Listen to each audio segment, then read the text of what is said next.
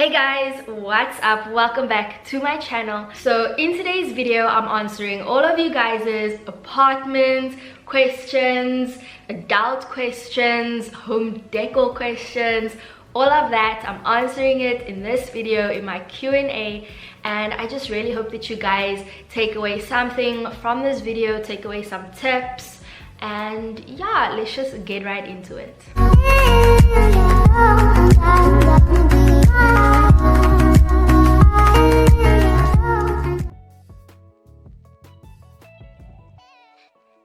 Okay, the next question is from Morgan Lee again, and she said, what age did you move out for the first time and why? So I started working when I was 19 years old, so right after school I started working, and I didn't really move out. The first time I really moved out was when I moved to Cape Town for work.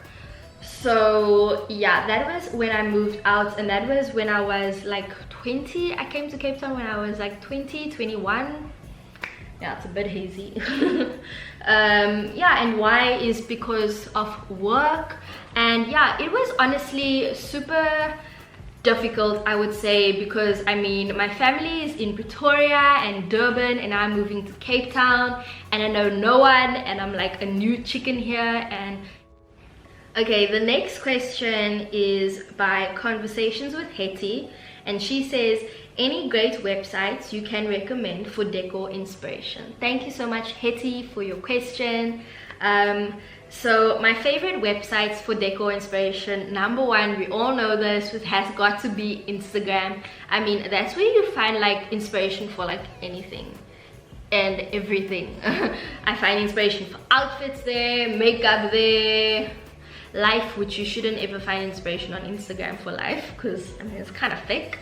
But yeah, Instagram is definitely the top one there. And then obviously Pinterest as well. Pinterest is a really great app. Those are the two apps that I would recommend for decor inspiration. They're great apps. However, I feel like you should, not strive to be as perfect, and you should not strive to make your place as perfect as those pictures, as most of those pictures are staged. That isn't real life, guys. But yeah, it's really great inspiration. However, the next question is from Michaela Opperman, and she says, how much do you spend per month on groceries, water and electricity? So thank you so much, Michaela, for your question. So groceries, water and electricity. So I really like that, I've stayed in 3 completely different places with different situations, because I feel like, now I can talk about, the 3 different scenarios, and you guys can maybe, relate to at least one of them instead of me just talking about my current apartment.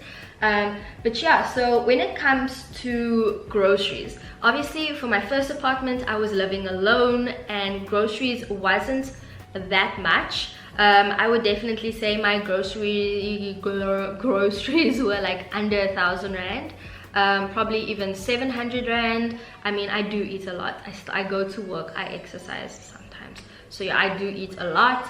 And then for my second apartment, when I was living with someone, we obviously share the groceries. So like from the second and my now current apartment, the groceries have been around 1,000 rand and sometimes more, just because I am living with someone, and I mean that someone eats a lot.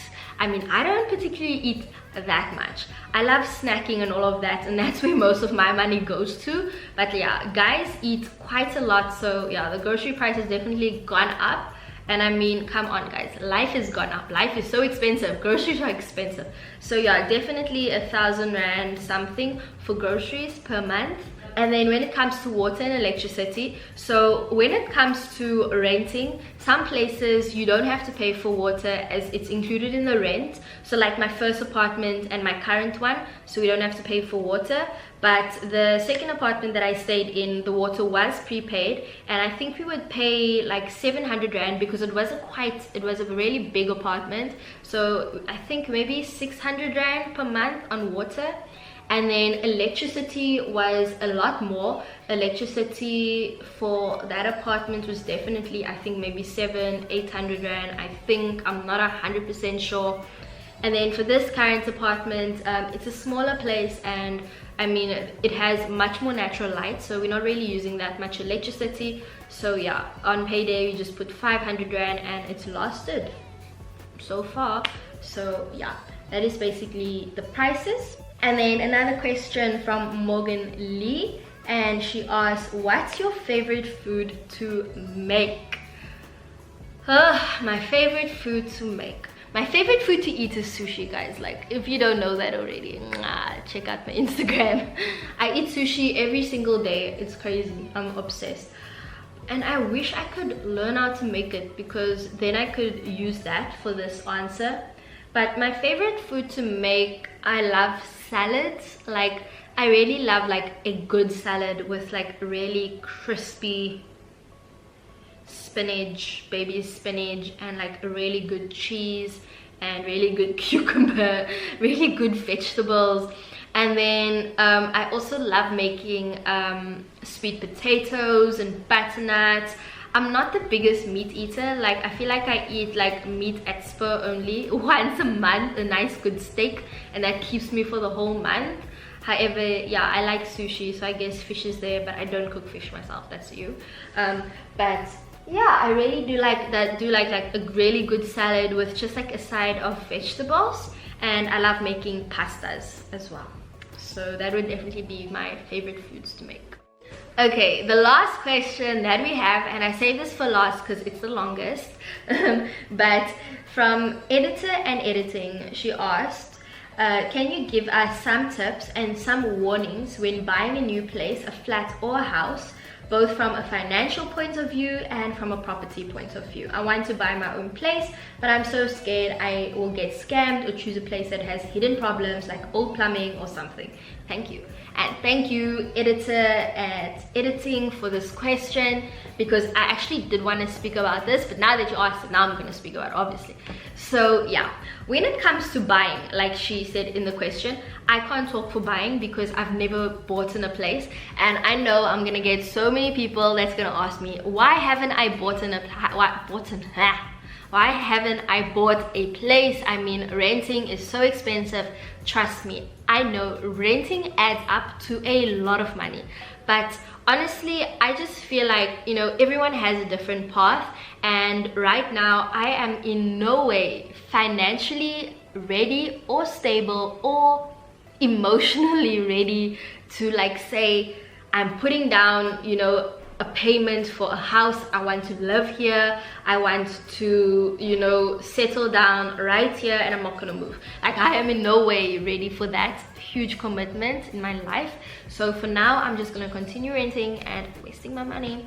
But yeah, that's basically my situation right now. So I can't speak about buying a place, but I can speak about renting a place and the procedure that you have to take when it comes to renting a place. So get ready for the long procedure.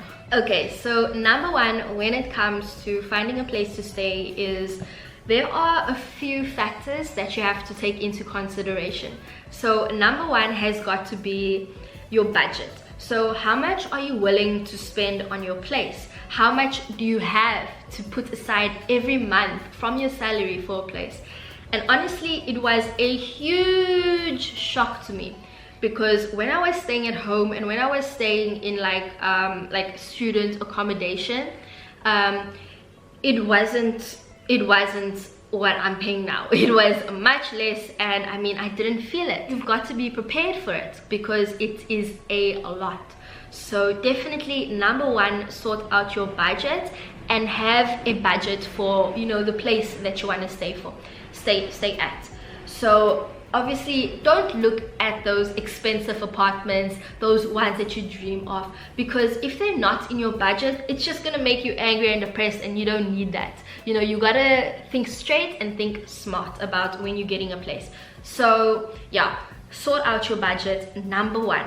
Number two, are you going to stay alone? Are you going to share? You need to decide that, because obviously when it comes to sharing, the rent is split in half, and it's going to save you so much more money, like it does with me now, sharing with my boyfriend. It honestly saves so much of money, and I mean, it's a great thing. However, it's not for everyone. I mean, not everyone wants to stay with someone. I could never stay with a roommate if it wasn't this guy. Like, I just feel like it's so awkward. I need my own place, and yeah, I can't stay with a roommate. So you've got to decide. I mean, but then again, it comes back to your budget. Do you have enough money to live on your own? If you don't, consider a roommate or a friend, you know, consider sharing with them. And then number three is your location. And this has got to, all of these go hand in hand, because they all end up with your budget. Your budget is the number one thing, because it is your money that's going to get you this place. So your location, depending on your budget. In Cape Town, do you have enough money to stay in southern suburbs, or are you going to move to northern suburbs, which is much more cheaper? But if you work in southern suburbs like me, it's gonna be too much, you know, traveling, and then you're gonna spend more money on petrol. So that was a decision I had to make specifically. I never really had like any intention of moving to northern suburbs, just because I work here in southern suburbs, and I didn't feel like it was gonna work, me waking up at like 4 or 5 o'clock every morning to go to work and sit in traffic every morning. That's not the type of like morning or like lifestyle I wanted to have. So yeah, you've got to definitely take those factors into consideration when choosing a place. So yeah, I think that's all I'm going to answer on that question. I hope I answered you properly. And yeah, I definitely want to do another sit down video and explain getting an apartment in more detail. I just don't want to make this video super long. So yeah, I really hope you guys enjoy this Q&A. I really do appreciate all you guys' questions. And yeah, if you guys have any more questions, definitely leave it down in the comments below, and I'll answer it in my next Q&A. And yeah, thank you so much for watching. Don't forget to like and subscribe, as it really does help support and grow my channel. And I'll see you guys in my next video. Bye.